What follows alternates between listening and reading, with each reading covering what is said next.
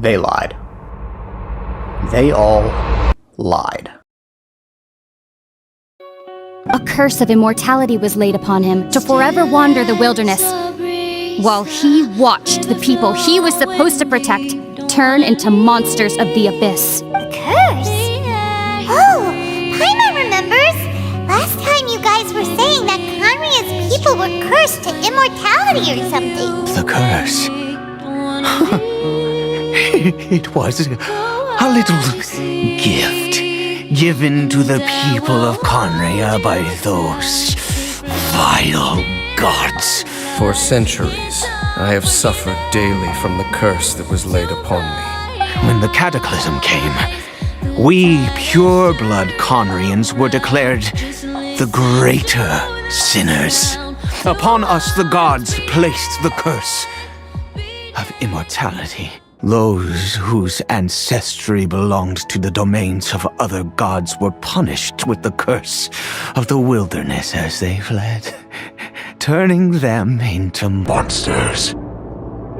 You know, the more time I spend playing this game, the more I've come to realize Hoyo has some extremely weird fascination with placing important lore drops in books as opposed to the main story, and it's even worse when you take into account that large swaths of the Genshin community is illiterate. Is that all you got, nigga? Oh, no, nigga. That's just the tip of this iceberg. Read, nigga! Read! Take, for instance, the newest book just added to the game, Perinheri. You know what? No, I'm not even gonna butcher this name. I'm gonna do my due diligence, and I'm gonna find out how to say the word. Give me a sec. A few minutes later. Okay, so it isn't a real word. You guys are Perinheri, which is an old fable from Khaenriah that not only confirms the curse of the wilderness predates the cataclysm, but also reveals to us that worshipping a god, while on the surface is noble and pious, is in actuality the single most dangerous thing you can do in Tivat, as if you break away from the worship and forsake the god you once followed, then you too shall suffer a fate worse than death. Monster. Because you see, the curse of the wilderness had and has nothing to do with the Khaenrians, nor the cataclysm specifically, in spite of how everyone makes it sound. It's in actuality the punishment for abandoning your god. Yes, a lore drop of this magnitude was revealed in a book that isn't even, at the very least, a part of a quest line. Applaud you niggas at fucking Hoyo, bro. This book is an interesting one, given it touches on not only that, but also introduces a mysterious female named Angelica, whose true identity I've seen range from the Night Mother to Barbados. The book also speaks about an orphanage in Khaenriah meant to test whether someone is a descender, and what appears to have been the inspiration for the House of the Hearth in Fontaine. Honestly, I'm just gonna read the story in its entirety, because I feel that summarizing it wouldn't do it justice. So, my friends, feel free to grab a snack, a drink, maybe even a fucking blanket, ya pussy! Gather around the fireplace, because it's story time. I love you, Nora. Do you love me? Oh, I don't know, Jay. Bruh. You're the only girl I've dated in 2 months. We get along fine. You do love me, don't you? I think so. Bruh. Everyone ready? Everyone accounted for? Here we go. This is a story from very ancient times indeed. It is said that in those days, birds had not yet split into domestic and wild kindreds. In those days, a crimson moon shone down upon the subterranean realm, and not the dark sun of latter days. Due to the kingdom's unique position, things from outside this world were always leaking into it. The kingdom's weapons would wipe out the calamities slipping in, but what of all the other objects, such as, say, a child who may have come from some destroyed world? One of the sages spoke thusly to the great ruler. "O high lord of the nobles, a child once told me a tale of another world. Once upon a time there were sea people who believed that the gods came from the sea. Each time they discovered a shipwrecked person, they would treat them with the utmost honor, for they believed that the gods would take the form of the shipwrecked to investigate the mortal realm." The ruler replied, "I do not perceive your meaning, so do as you please." Naturally, no oceans in the traditional sense lay within the kingdom's borders. The earliest founders of the kingdom had once seen the majestic silhouettes of the mountains blur under the sun-searing glare and the rippling reflection of the moonlight falling upon the sea's surface like a scattering of pearls, but at the time the story took place, only outsiders and those few who had left the kingdom on official duties and returned could describe such sights to the ruler. The ocean and the sea were often used as a metaphor for the space projected by the stars. In anticipation of the arrival at their kingdom of gods from beyond the so-called ocean, or rather, the arrival of beings who could transcend the gods, they founded an organization, an orphanage, to take care of such children. In latter days, the orphans of the kingdom and those who wandered in from outside were accepted as well. The young Perinheri's first memory was that of being asked by the grown-ups to crawl through a dark corridor. This passage might have been a chimney for winter fires, for it was filled with coal and ash.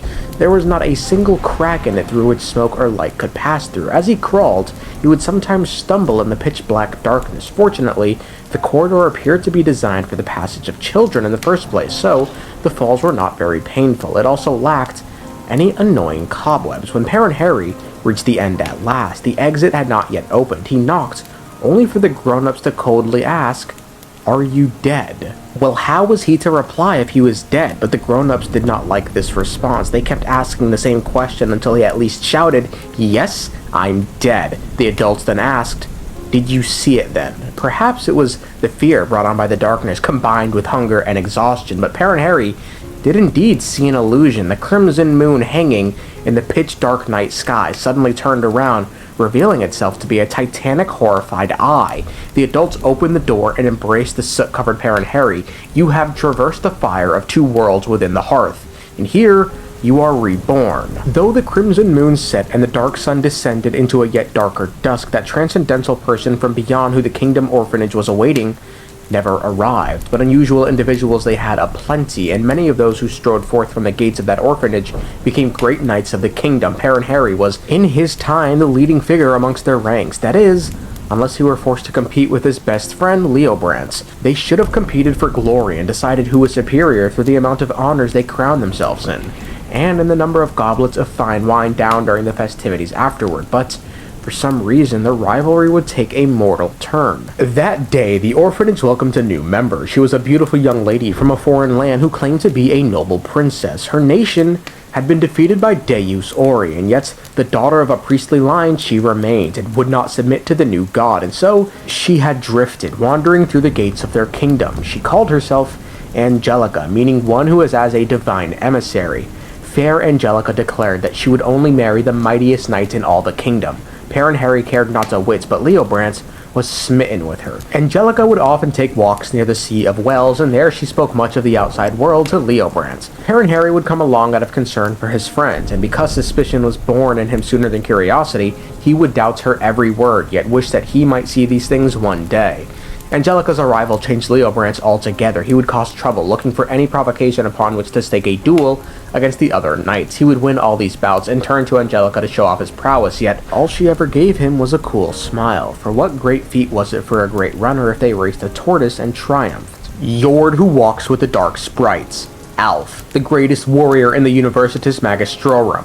Albert, commander of half the knights, and Perinheri the undefeated. Angelica thus spoke highly of the mightiest figures in the kingdom as she saw them. Having fallen head over heels into the throes of love, Leobrance came to what was an all too reasonable conclusion for himself. People might call him a traitor or believe him mad, but even so, he had no wish to hurt Perinheri.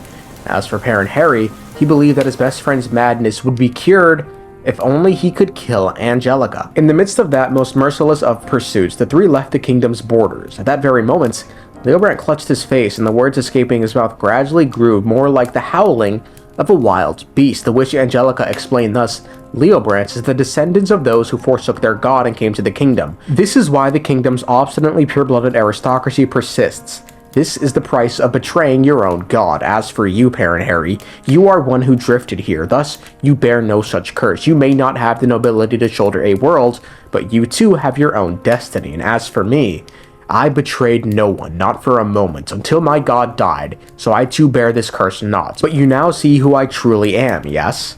The sun rose over the horizon at that moment, and Perinheri's blade slipped from his fingers, exhausted from the night-long battle, covering his forehead with the back of his hand. He looked upon the sun for the first time, and when he glanced back at Angelica, he saw she was neither a beautiful woman from Liyue, nor a wicked witch.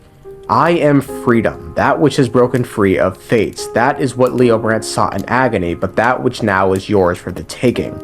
There was nothing before Perinheri, only vast empty land. So that's it. Interesting story, huh? Interesting story. All in a book That's not even a part of a quest. Anyway, the most important takeaways are such. Khaenriah founded an orphanage for the purpose of finding beings who had the potential to transcend gods, and it seems like it's implied they were actually looking for descenders. To be reborn, the children in the orphanage would have to enter a pitch-black hearth, where at the end of it, some of the chosen ones, it would seem, would find in the dark sky a crimson moon that would quickly turn, revealing itself to be a giant eye staring at the kid. If they saw this red moon staring at them, the adults would congratulate the kids, stating they had been reborn after traversing the two worlds within the hearth. This isn't the first time we've heard of this crimson moon, as in Dainsleif's intro card, a prophet wrote, quote, "Chalk pursues gold, and this time inopportune, the eclipse is swallowed by the crimson moon."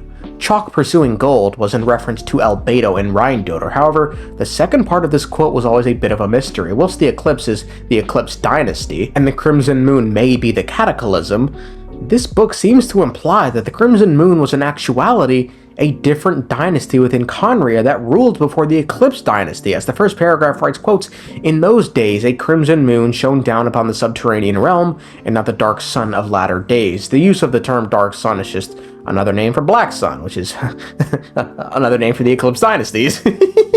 So with this in mind, Dane's quote now seems to imply that the Crimson Dynasty overtook or swallowed the Eclipse Dynasty in some capacity. This is interesting given we know the Eclipse Dynasty was the last ruling dynasty of Khaenriah.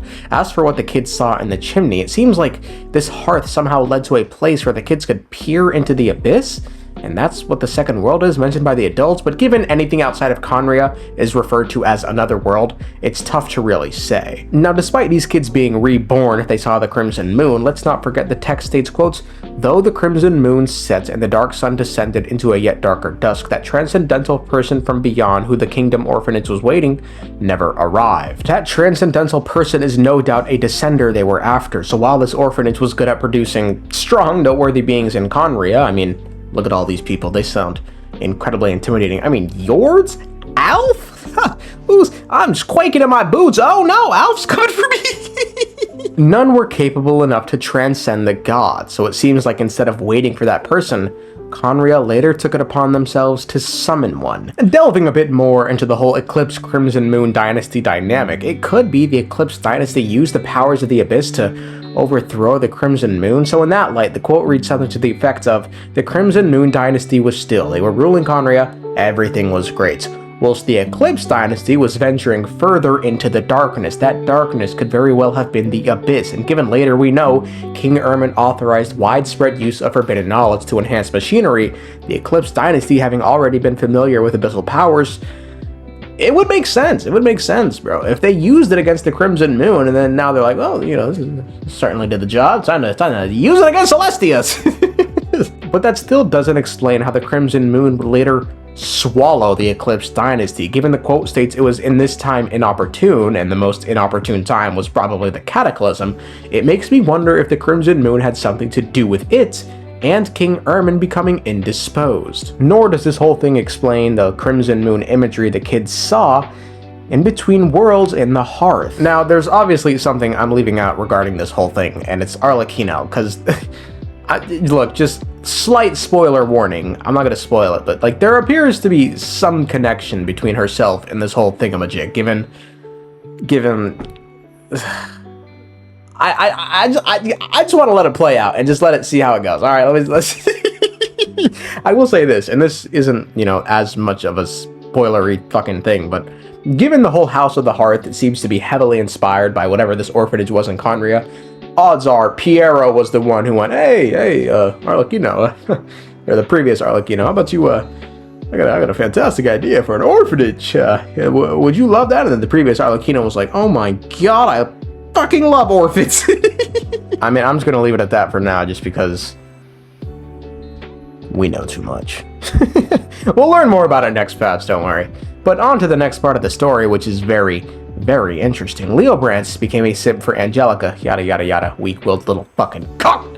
However, when he, Perinheri, and Angelica finally left the kingdom's borders, Leobrant was struck with the curse of the wilderness and turned into a monster. Angelica, at this point, who had gone from being a young lady into a wicked witch, revealed that the reason this is happening is because Leobrance came from a family who forsook their own god before coming to Khaenriah. The curse of the wilderness is the price for betraying your own god, and it's the very reason the pure-blooded aristocracy in Khaenriah refuses to fuck outsiders. This is also why Clothar was outcasted from his family for doing this very act. He is Khaenriah, my illegitimate son. How times have changed. I can say that out loud with no consequence now, but it was once a matter of unspeakable shame. I was a noble of Khaenriah. I resented the life that my family had arranged for me. Perinheri was good. He didn't have anything like this associated with him. He just drifted into Khaenriah one day. As opposed to Leobrandt's family, who said, yo, fuck the gods. And then Khaenriah was like, oh, you screaming fuck the gods? Leobrandt's family was like, hell yeah, we are. Khaenriah was like, come on in, nigga. And so Celestia was like, all right, let me just write this nigga's name down. Angelica then reveals the reason she's not afflicted with the curse is because although she no longer follows a god, that's because her god was killed and she never stopped following hers until they died at the hand of Rex Lapis. This is massive, by the way, because do you guys remember our Gandhi versus Susan B. Anthony debates video where I had some or Susan B. Anthony, sorry, had some questions regarding the fucking curse and how Celestia could have been hitting people with the curse whilst also fighting the Abyss? So which is it? Was the fighting in Khaenriah over and then they were all cursed as Clothar suggests? Or was Celestia doing double duty, repelling the Abyss while also adding to its numbers by creating more monsters? Guys, it's illogical. The answer is they weren't. The curse of the wilderness was not a punishment for the cataclysm, nor Khaenriah's actions like we were led to believe the curse of the wilderness had always been. It's actually a curse for betraying your god, and it was set in stone thousands of years ago. So think about it. Leobrandt was only hit with the curse of the wilderness after finally leaving Khaenriah because that seems to be what activates the curse. When did most people flee Khaenriah? It was during the cataclysm, which is when all the half-bloods were finally hit with the curse for forsaking the gods, you know. Keep in mind, Khaenrians, for lack of a better term, they're house niggas, bro. They don't go outside. Especially not the people who abandoned their gods to go to Khaenriah. They especially wouldn't have a reason to go outside. But during the cataclysm, when they were forced to leave Khaenriah, the curse suddenly went, I got you, nigga, I got y'all now. What the fuck? Now, as for who Angelica is, we don't know. She's able to shapeshift, fucking apparently. She took the form of a young girl, and then a wicked witch, and then finally just some sort of abstract concept before stating she was freedom, and that Leobrandt had sought it, but now it's all for Perinheri. And then just disappeared. Look, I've seen people say she's Venti because of the whole freedom, and apparently she was like a lady of like wondrous songs. I've seen people say she's the Night Mother. I just want to personally float the idea she could be one of the witches of the Hexensturgle that we still don't know about yet. I personally, I just don't think we have enough to go on to go, oh yeah, she's that person, or she's that person, or it could be she's nothing.